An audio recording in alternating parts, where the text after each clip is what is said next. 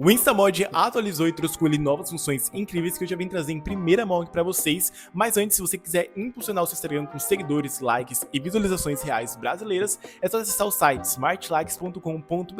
O link dele está aqui abaixo na descrição, onde você pode bombar o seu Instagram.